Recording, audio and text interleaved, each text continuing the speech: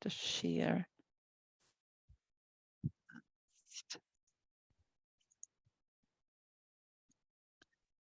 Oh, this is what I'd like to share with you. I'm screen sharing. Just move that out of the way. So just to get us started, we'll start with karakia. And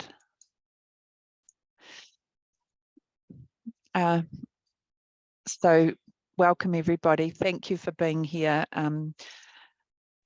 Tūtaua mai I runga, tūtaua mai I raro, tūtaua mai I roto, tūtaua mai I waho.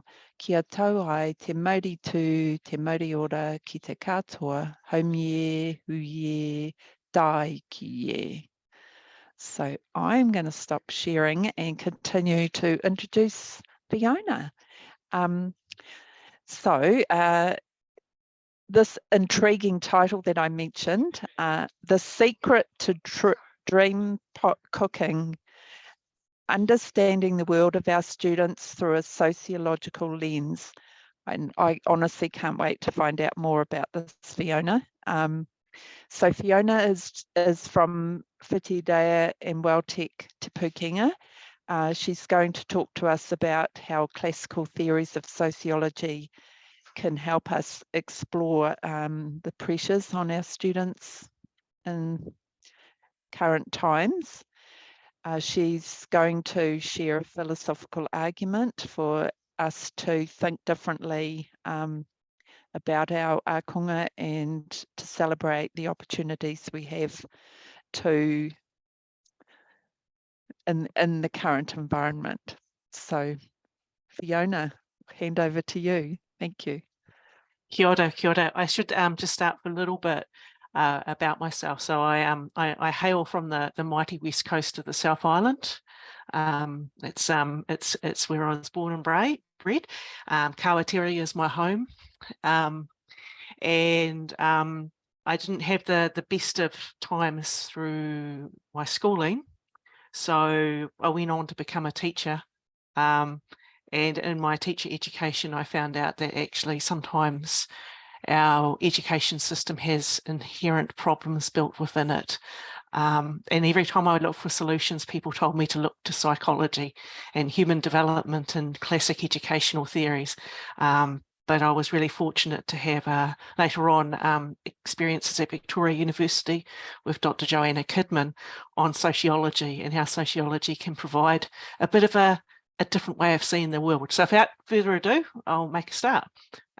To share the screen, making sure I'm sharing the right screen. So I'm assuming everyone can see a PowerPoint. Cool. Yep. So, oh, I've gone forward too far already. So, oh no, I haven't. One of my husband's favourite characters of the 1980s was a puppet by the name of the Swedish chef. Even today, if my husband's in the kitchen on cooking duty, I'll hear de burk, burk, burk, de burk, as he throws the wooden spoon and chicken in the air in preparation for some dinner or dish. But I have to be honest with you. For a while over the last few years, he has not been on kitchen duty as much, and the sounds of the 1980s have faded back into the Muppet Show of old. Well, that was until a trip to Australia. He came back with a technological invention. It's called the dreampot. And the idea is that you throw all of your ingredients into one pot, chuck in some boiling water, de burk, burk, boil it up and for a few minutes and you stick the pot into this blue insulated outer pot and you leave it for hours. There's no electricity, no need for gas. All you need now is time, sweet time. After which you open up your dream pot and inside you find your contents cooked to perfection. Well, that's what happens when hubby's cooking, de burk, burk. A few months later, I decided to give the dream pot a go for myself. My dish of choice was what we call at home on the wild southern west coast, well, to be more accurate, the mighty bulla, a Pākehā boil-up. Chuck in some silverside, potatoes, onions, brown sugar, vinegar and water, boil for a while and dream away. That night, the meal wasn't cooked to perfection. Well, some of the potatoes were good, Others were hard, and to quote the kids, there's something weird about the potatoes. Needless to say, I've left the dream pot to my crazy Swedish chef of a husband and have recommended that he consider doing a course on cooking at Welltech so that we have more than just corned beef for tea when he cooks. Then I think about the current climate of tertiary education here in Aotearoa, New Zealand. It seems to me that we are increasingly being framed as a dream pot for economic success. Throw all of our young people in, add a few older students, maybe an international student or two, some experts, boil away for a few years, and then reveal the cooked ingredients. And I stop and I think, if this is it, if this is the dream pot recipe to success, then why are some of our students more cooked than others after exposure to education? Why is it that some of our students, no matter how long they seem to be in the dream pot of education, continue to struggle with the little things? This reflection is not new, and I'm not the only one to think it is. In fact, many of you have the same sorts of questions. It is the sort of question that has prompted a depth of academic exploration into the sociology, psychology, and philosophy of education. It is a question as old as formal education itself. Even Plato, in his book, The Republic, attempted to grasp the essence of this question. He pondered whether the same dream pot of education would work to produce his version of the perfect society. He reflected and he dreamed. Sociologists of education now argue that his version of education, his ideal dream pot, can be found today in our formal education system. However, they also argue that something had been gradually lost in Plato's ideal model. You see, Plato was one of the first to argue that one dream pot would not suit the needs of all of society. Indeed, he argued for a segregated education system where philosophers were taught to do philosophy and slaves were taught to be slaves. He did recognise that a slave could become a philosopher, but he didn't think having the same system would work for all. His ideas were both powerful and destructive. They were powerful in the sense that he did see space within education for change. He did see that education provides opportunities. Plato did, at the core of his ideas, understand that while inequalities did exist in society, people could move out of marginal positions through education. However, his ideas were also destructive, particularly now when the silence of inequality and inequity is so entrenched in our system. This is so, even here in Aotearoa, New Zealand. In the 1930s, Beebe famously challenged the exclusionary nature of education in New Zealand. In effect, he challenged the Platonic shape of education. Back then, for Pākehā to continue to secondary and university education, you had to pass the proficiency exam at the end of primary school. It was even worse for Māori. To continue through to degree level education, you had to be from a select few and on government scholarships. Indeed, in the 1930s, universities were really for the Platonic elite. Technical training existed for the rest. Beebe believed in one system of education, and he, along with Peter Fraser, believed that everyone had a right to a free education at all levels. Massive changes occurred throughout his time, but the biggest challenge was to silence the inequality that was inherent in the Platonic model of education. Opening the door of education to all didn't necessarily mean that everyone had the same pathway to that door. For marginal groups, the pathway was rocky and broken. This continues in the diversity of our country now. Statistics indicate that the face of our youth population is changing. In fact, in the next 20 years, population statistics tell us our country will be one of Māori and Pacific youth. This is great. It is cause for celebration. As Dr. Tahu Kukukai tells us, we are the only one of a few Western nations with a stable population growth, but she also reminds us we have a challenge as a society. Māori and Pacific youth do feature in the most negative of statistics. As a country, we need to embrace the taonga of youth. And what this means for us is that we need to be thinking differently about education. We need to be thinking differently about the young people we work with, and we need to get our engineering hat on, hammer at the sides of the dream pot we've been given, and create something new, something that will work for our students.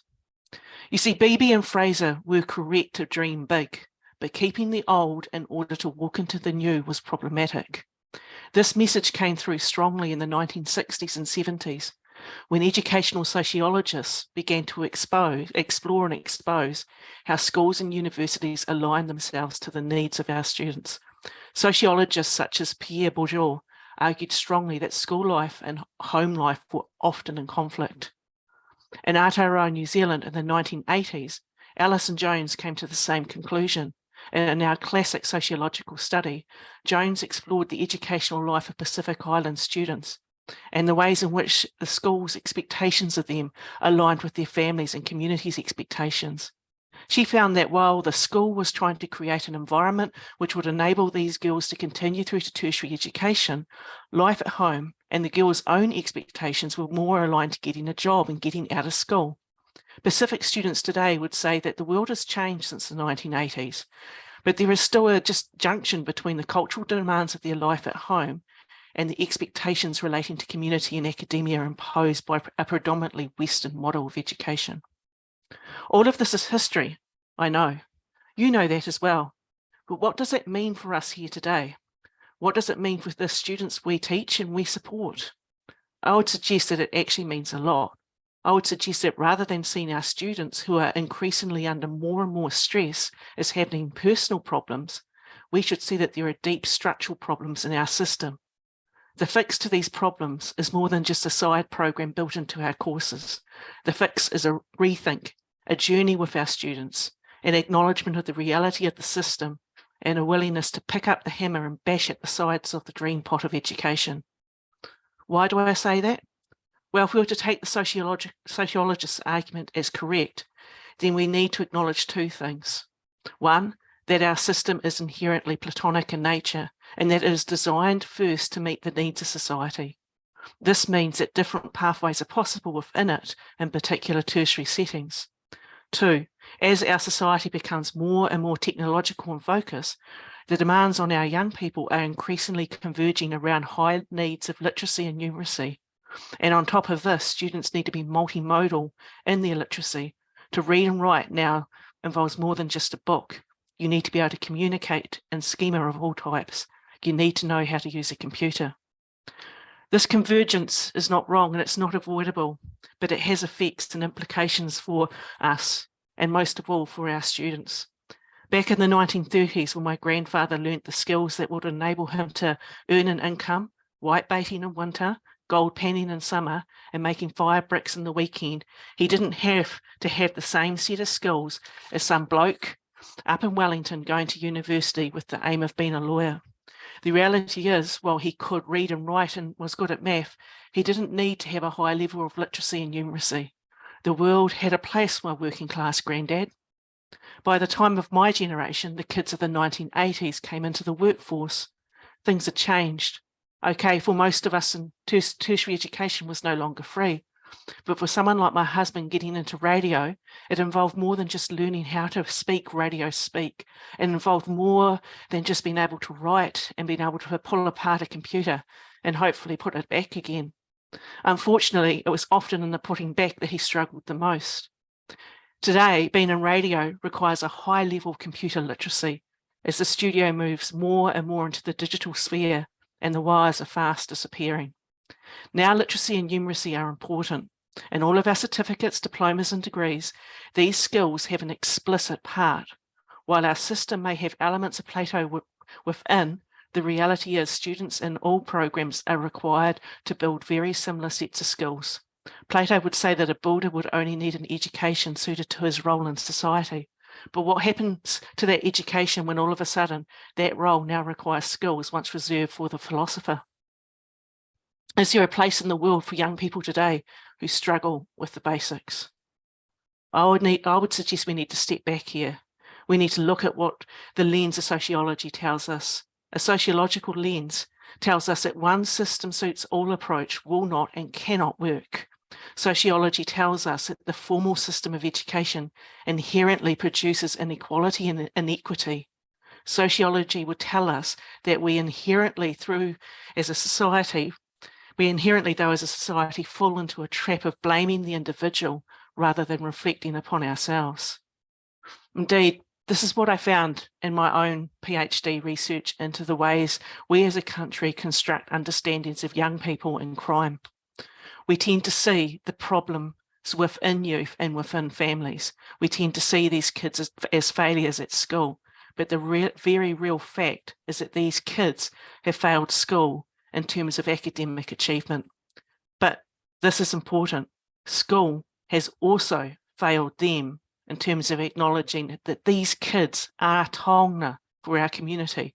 They are our future. We know that many of these broken treasures decide to take the politic path. And we also know that many policies aimed at addressing the failure of the school system are asking politics and other education providers to create pathways of opportunity for these young people. We know that these young people do come to us as broken treasures. When we take a traditional educational approach for these young people, we see their struggle and we see them defining themselves through their failures, not through their successes. A famous sociologist, Robert Merton, once argued that societies are spaces of strain. All societies have cultural goals, and these are the definers of success for that society. All societies also have means or ways to achieve these goals. Some of these are positive and some are negative. So we know in our country that a definer of success is a job, and we know that the means to most jobs in our country today involves education. Education is also a goal. We know that for some of our students, have access to resources that would enable more opportunities for success. Some students simply have the means to a successful education, and we know that some don't. Some dream of becoming a mechanic but struggle to get to class. Our stories of innovation in the classroom and teaching, learning, practice, these stories, the stories we hear about over and over, are stories of challenging the traditional means. They're stories that enable both the goal and the means to be challenged, and they're evidence-based. You see, going back to the dream pot we started with, if the dream pot is meant to cook each student to success, we need to realise that the story sociology tells us challenges us to challenge ourselves. As people working in tertiary education, we need to be innovators in a recipe of strain and a story of increasingly intellectual goals. As researchers, we need to be theory makers and storytellers so that we can challenge the embedded nature of inequity and inequality in our system. But most of all, as human beings, we need to embrace the theories that challenge us to challenge ourselves and the preconceptions we have about our students. We need to, as my favourite educational sociologist Paulo Freire tells us, create pedagogies of hope, which enable a rewriting of stories so that the injustice, inequity and inequality of the system is met head on with the innovative teaching, innovative learning of kaiako, kaimahi and akona journeying together. Tēnā koutou, tēnā koutou, tēnā koutou katoa. I'm opening it up now for a discussion, Ruth, Tiffany. I just stopped sharing my screen when I can find the stop sharing screen function. Well, that was I've unmuted myself. Yeah, that was a trip through history, wasn't it? From what's his name? Plato. Yeah. Plato. Thank you. Right through to the present day, and looking at, you know, who's included maybe and who isn't, and who we need to cater for better. So thank you, Fiona. Who would like to start with a comment or a question? I actually realised first I probably was quite rushed because it's harder when you're not in a room seeing people. So apologies for that. But in effect, what I'm trying to basically say is that often, and I teach, my background's youth work, and when I would get akona into the classroom and the first day at Welltech when I started, I would start with this education story and tell me what your story was, and would use cards on the floor, and there were lots of cards in different positions. So every akona would pick a story and tell the story, and often I'd find myself internally weeping because they were stories of just struggling at school or school letting them down. And what we'd do after that is I'd get them to walk outside the classroom, and they would all put their card that they had selected outside the door. We'd shut the door they'd come back in and I'd say, your education story, your school story is out that door. That's yesterday. Your education journey starts now. It's not you that failed school, but school that failed you.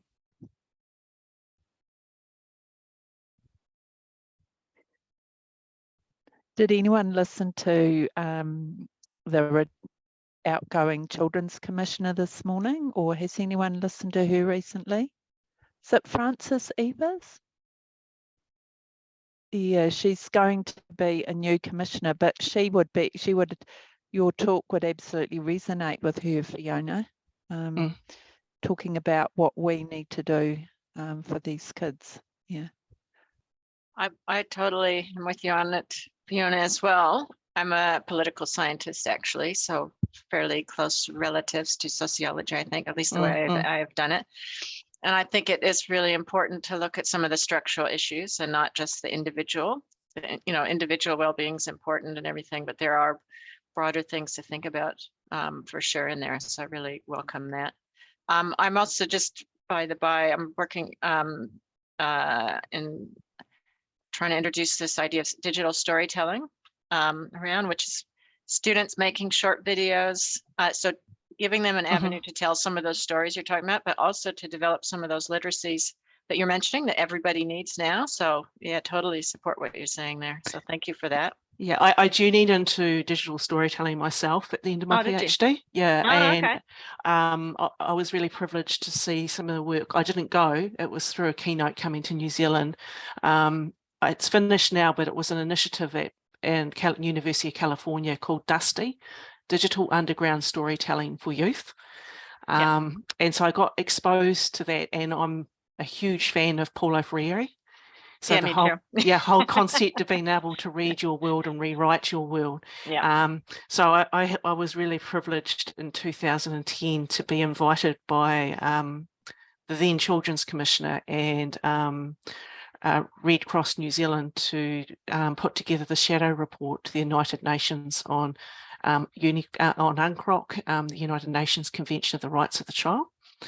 And we went around the Motu with very cheap video software, free audio software, and old laptops, and we'd go into communities, some very isolated, and do a quick one-day digital storytelling workshop with the young people. Our whole concept was no matter what you, no matter. The whole concept was to expose to the different literacies, but also to give them a voice. Yeah. And the stories that got told were quite harrowing, I will be honest, but they were very, very powerful. And what was good about using cheap and old technologies, we were able to actually give these rangatahi tools that they could take home and use. Yeah, cool. Yeah. We should maybe have a chat sometime. Kia ora. Thanks, Julie. Yeah, no worries.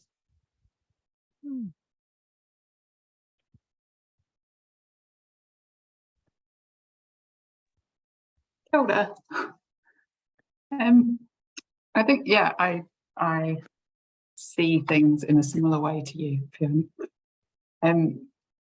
And one of the challenges in our mahi is a lot of the tools we're offering as an institution are individual tools, like counselling or something. And sometimes you feel like you're part of the problem when you're offering those options to people. I think how I try to respond to that is making that way of looking at it visible and kind of trying to talk to it. Maybe it's the same thing as you were talking about, telling the stories at the beginning, is bringing that into the room and being like, these things happen to you and they happen to a lot of other people, and here's the system and how it's broken and it's not you. Now let's start, kind of thing. Yeah, and I do acknowledge that. So one of the areas that I specialised in for a while was suicide, youth suicide in particular, and I'd give a lot of workshops around it. And one of them, I would get everyone in post-it notes to put down what what are the causes? What instigates the fact that we've got one of the highest youth suicide rates in the world? Our Indigenous youth suicide rates is at the top. What are the factors that are doing this? And I'd get people just brainstorming them all, and then I'd group them into these are your classical psychological factors, and these are the sociological factors. One way I found that helping people be able to read their world, so going back to the Paulo Freire notion, was to actually say, let's look at some of this stuff over history. So the reality is the bulk of the factors that get put up on the screen were psychological factors. And I don't disagree. They all play a part. But what's the garden? What's the soil that makes those factors grow in? And if we look back historically, pre-1970s, we weren't at the top. We were quite a lot down near the bottom in trends. And then I would say, well, what happened in the 1970s and 80s? Now, most young people won't know, but it's the responsibility of us who have some memory of the 1980s, 1970s, and the huge economic shift that our society went into, where we actually moved ourselves into being a market economy. There were big things that happened then. And it's something I know from books, not from memory, but yes. Yeah. And those, so all those factors, 2002, when I did my PhD, there was a report from the UN called The Invisible Cradle. And it was literally about the children of the 1980s and how they had been completely lost, and all the economic reforms and the social reforms. You know, in the 1970s, if you lost your job, you would have a benefit that would help you look after your family. It's not the case now. If you're on a benefit, you struggle. The other side of it, what I'll do then is, so you've got that historical picture, is also give a geographic picture. And there was an activity we used to do where we'd have because I'm based in Wellington, so we have a giant map of the Wellington region, the old school maps down, and we would look at where there are clusters of problems and clusters of stereotypes. And then I'd ask a really pertinent question, which applies more for cities than it does for cities where universities are based and where it does for towns. I would ask, now, where are the old colleges, the colleges that have been there for since that colleges that were there in the 1940s and older. So they put those colleges down, and then I'd say, now, where are the new colleges, the colleges that were built in the 1950s, 60s, and also the high schools, where are they? And what you would notice if you do that is there's a pipeline. The colleges that are old are directly and closely connected to universities. The high schools and the new colleges, they tend to be clustered around where the old factories used to be. And then again in the 1980s, those factories closed down. So the pipeline for the young people coming out of colleges and high schools was no longer there. Those of us, and most of us here in polytechs or in the vocational education, will know that we then started to have a big place in this picture as well of helping develop skills. But the reality is that over time, things have really changed, and I blame it all. I would then even go back historically to things like the treaty and dawn raids, etc., because it's all played a part in why we have such horrific statistics for many of our young people. So when you're working on a one-on-one case, it's sometimes about also enabling. It's about you being able to know the world and the reality of it, but also enabling the people that we work with glimpses into that, because often we're just working with the issues that they're presenting with us now, but glimpses into how interrelated their issues are with the wider issues. Yeah, I think I view it as like helping them to reframe their experiences through that lens.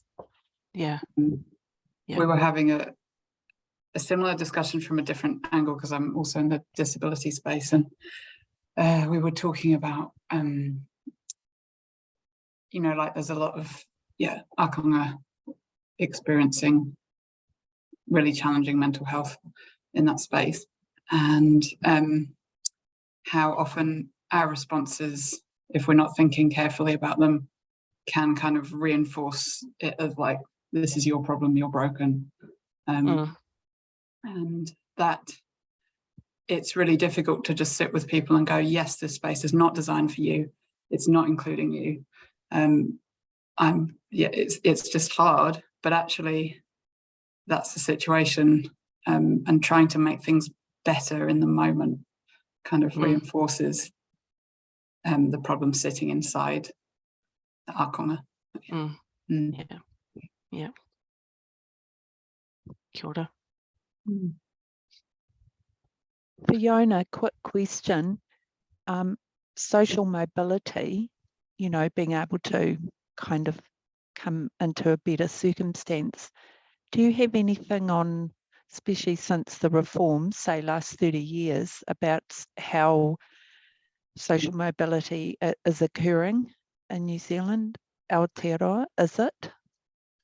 You probably have to, the question would be asked more of a population, someone someone like Paul Spoonley looks directly into social mobility, but it comes back that I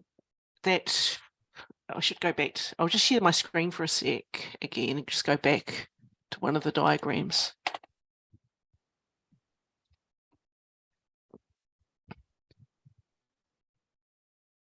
So when I was teaching this theory, this Merton's theory, and I mentioned in the talk that we have cultural goals, and I don't think you've got to forgive some of these old whitey American sociologists, because we would in New Zealand frame the word cultural as different. So if to reframe this in a New Zealand context, they are societal goals. And so in New Zealand, in order to be successful, if I was to ask my students, I'd often say, oh, you've got you own your own home, you've got a car, you've got a family, you've got good friends, you might be involved with sport, so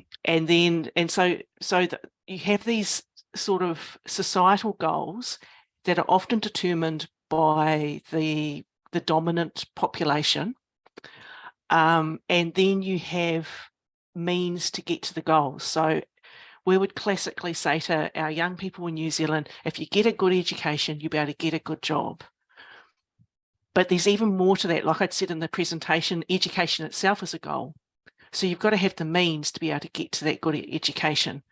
The way that I used to joke, now you've got to forgive me on this, but it's just, I do often teach and pull the real stereotypes out. I would say that the young people that go to those colleges, the old ones, or I used to joke and say the young people from Eastbourne, they live in a home that accepts the societal goal and also accepts the means to get to that goal. And so it ends up being that they actually have more resource to be able to do that.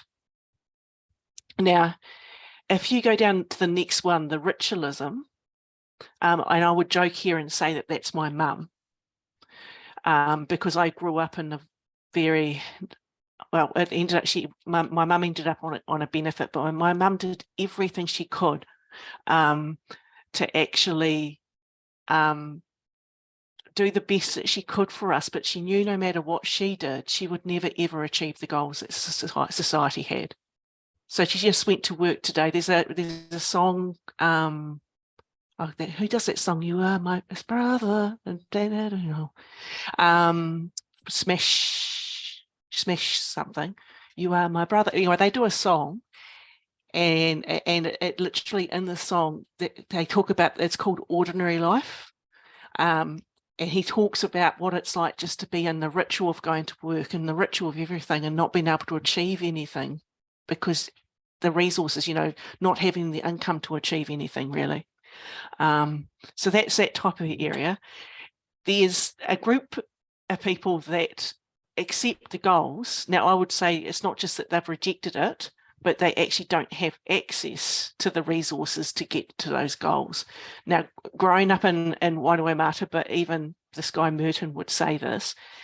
This is where you would find things like drug dealers, because literally they're going, we accept, we want the house, we want the boat, we want the car. We're not going to be able to get it through the means that are acceptable, so we will innovate and get it that way. And then there's the final group, the retreatisms. They go, we can't get those goals no matter what we do. We haven't got the ways to get those goals. This is where you see, and I used to say this is the 1980s, so this is where you see the community I live now, Wainuiomata, used to have factories in it, used to have a very high employment.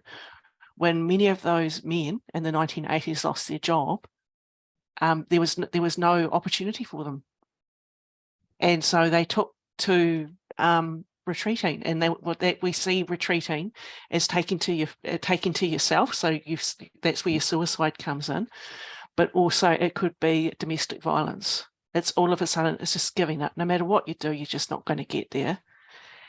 And then you have another group, and this is the group that I wish we all could be, even though it says rebellion, because this is the group that actually go, you know, the reality is today, most of our young people aren't going to be able to buy their first home if they're living in a city. Why is it that we are making that the absolute pinnacle of success in New Zealand? Why not change it? And why not change the way that we get there? So when it comes to social mobility, I would say it's all dependent upon whether someone that's in a home that is struggling to meet the societal goals, whether that person's got the resource, and that's where we can come in too. If they want to achieve those goals, have they got access to the resources that can help them?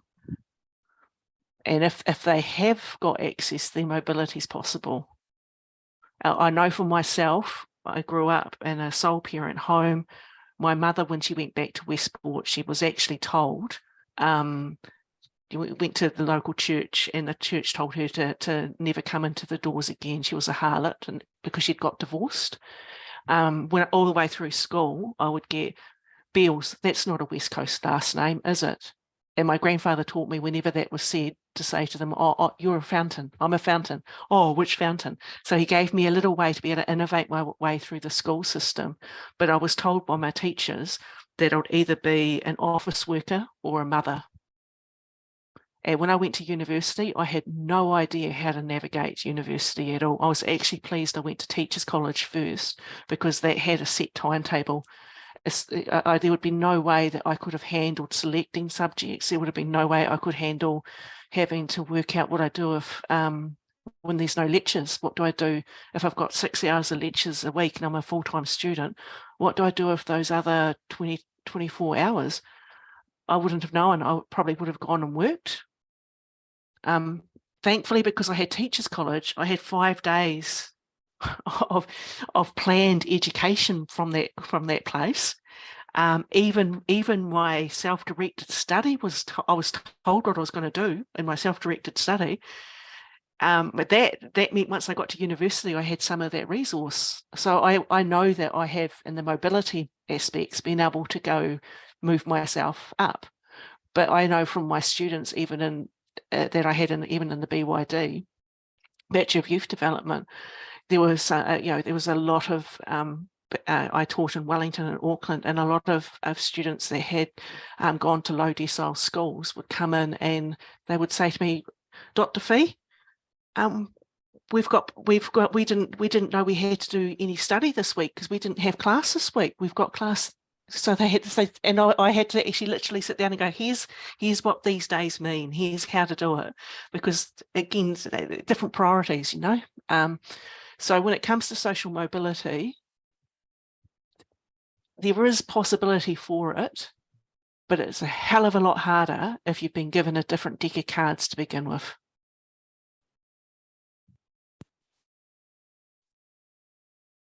Kia ora everyone, Ashton here from Tuahumai. I think the song is Smash Proof by Ordinary Life, if you're interested. Ordinary Life by Smash Proof. Correct me if I'm wrong, Fiona. That's it. So the proof I was getting, I was trying to go Smash Proof. Smash Proof. New Zealand band too, so even better. I just wanted to thank you for your kōrero and your whakaaro around the sociological lens. That's my background, but in filmmaking and the social cultural domains of media making and production ecologies, etc. And I just thought a lot of those ideas that you've got could extend. You could extend Bourdieu's concepts, especially looking at the pot as a field. I often quite like to look at what happens on our educational ecology is sort of production economy to an extent, because they're trying to gain capital and all that. But we've got if you play on that model from, I can't remember the name, but it was on the screen before, talking about those cultural and institutional factors, I think it was, or the goals. And yeah, I couldn't help but connect it to that whole idea of a field with the incumbents and and the insurgents, people who reject things, and then what we bring to the field with us, our dispositions or our habitus, as Bourdieu called it. And then there's the rules in the field, doxa, those various positions. And that position is always something that I'm quite aware of, and Ruth and I have talked about it quite a lot about, as learning facilitators, we're on that, help me out, Ruth, if I get it wrong, but and diplomacy to some extent between various different players in the field, and trying to do what's best for the student and always putting them at the center, which I always reflect on, and sort of having that wider scope, as you've put forward, being that Swedish chef, I guess, to an extent, and trying to use multiple ingredients to bring together something quite delicious and something nourishing, and something that you look forward to, is a really special thing to do. So thank you. Thank you. I think just adding to that, like, I'm aware that most people in this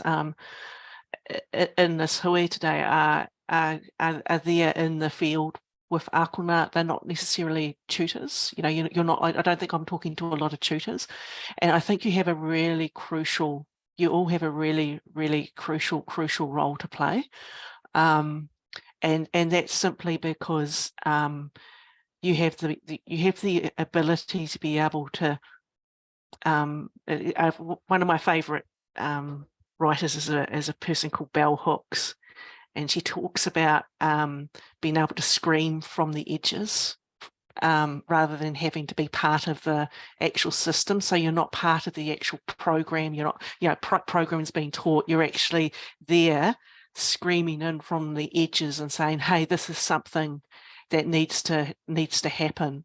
And I know that we're all going through massive change. I'm assuming we're all tipukina in this space, and I think the student support function is absolutely critical because it has the advocacy ability to scream from the edges.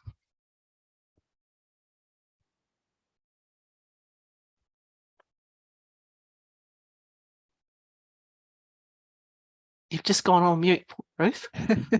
I turned it off when Ashton and I are colleagues here, and he's sitting just over there, which is lovely. We've got a few more minutes, so before we close. So who else would like to comment?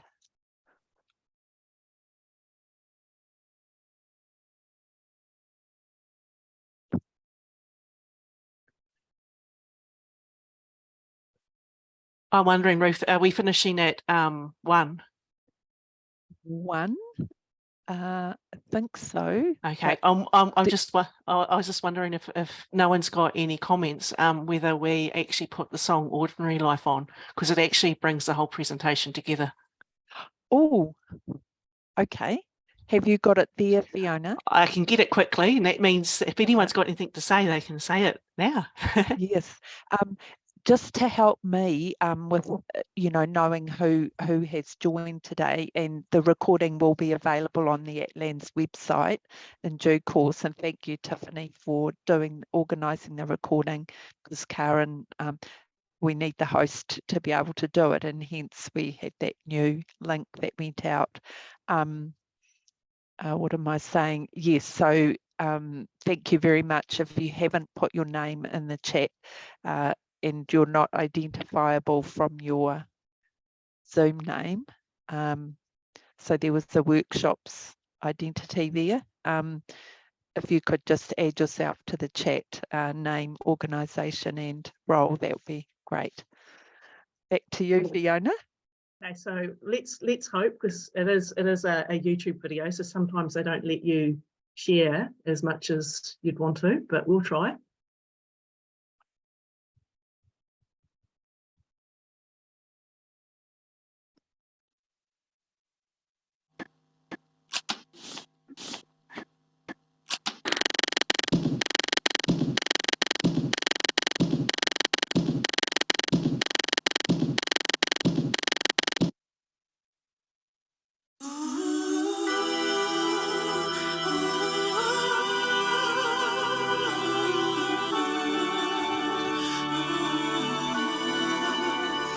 The Lord knows I struggle and He knows I try. I won't let nothing ever stop my shine. I know that something better is in store for me than this ordinary life that I lead. And as I raise my head to the sky, I know sometimes I gotta swallow my pride. Lord, I know it just wasn't meant to be, this ordinary life that I lead.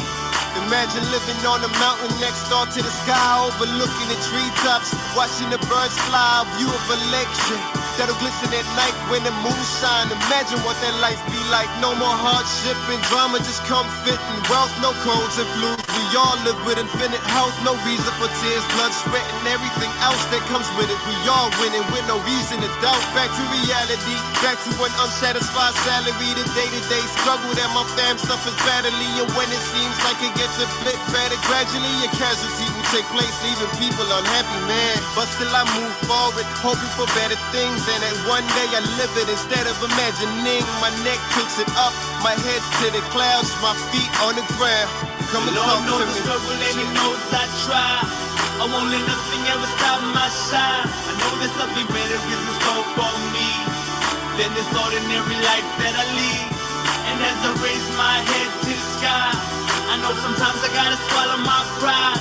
Lord, I know it just wasn't meant to be, this ordinary life that I lead. Yeah, back to my life, back to my job, back to the slave house working the 9 to 5. Back to reality, and no it ain't music. Back to the dramas, the same old boost, the same old chores taking tolls on my working hands. The Lord knows I ain't no factory working man. Feel like my old man trying to support a family, and mad at the world cause the world don't understand me. Cause every day I hope and I pray for the right cause, and even if my life gets harder, I got God. I'm feeling so much pressure on my shoulders, I'm brushing off all the hatred in my direction. I'm able to carry on. Yeah, I know I ain't perfect, but you know I gotta try. For all the blood, sweat, and tears my pop sacrifice. My head tilted up, my face to the clouds, my feet on the ground. I'm talking Lord to you, knows I Lord. struggle and He knows I try. I won't let nothing ever stop my shine. I know there's something better is in store for me than this ordinary life that I lead. And as I raise my head to the sky, I know sometimes I gotta swallow my pride. Lord, I know it just wasn't meant to be, this ordinary life that I lead. Every day I wake up, I'm frustrated, it hurts. Not looking forward to a morning to work. It's like I'm glued to my mattress. Why? I can't get out of bed in the 6 a.m. alarms doing my head, and I swallow my pride.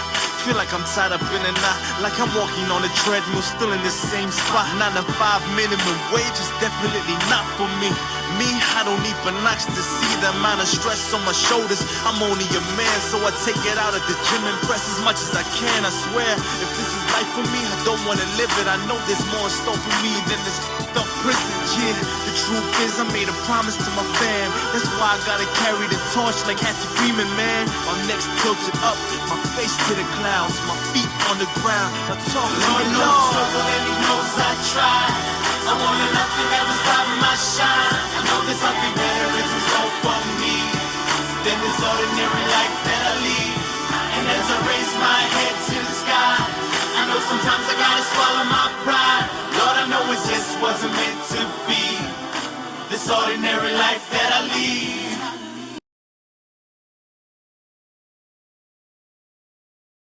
So I just think that just gives us a bit of a picture of why I push for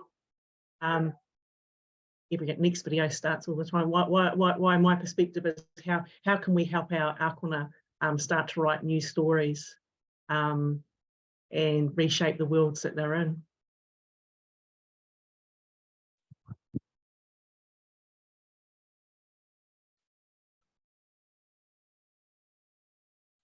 Kia ora, Fiona. Kia ora, everybody. That was really quite moving.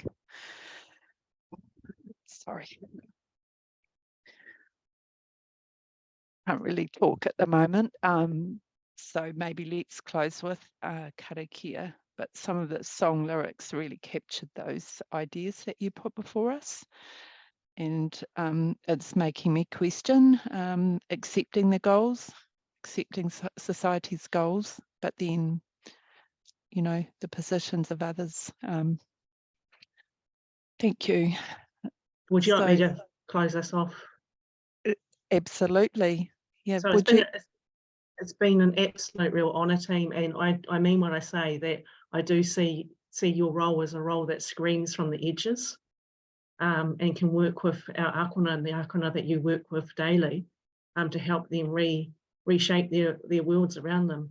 So in saying that, mā te atua tātou I manaaki tihei Māori ora. Thank you. Kia ora. Kia ora.